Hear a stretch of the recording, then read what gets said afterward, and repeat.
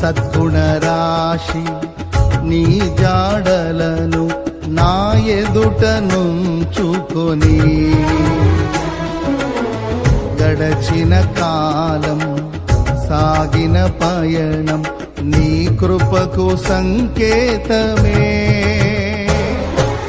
కృప వెంబడి కృప పొందగా మారాను మధురముగానే పొందగా. కృప వెంబడి కృప పొందగా మారాను మధురముగానే పొందగా. నాలోన ఏ మంచి చూసావయ్యా, ఈ ప్రేమ చూపితివి నా యేసయ్యా.